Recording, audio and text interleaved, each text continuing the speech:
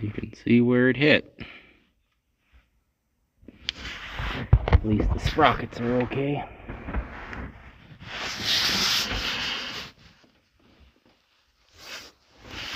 Feed accelerator bars took it pretty good. A few of them got little dings.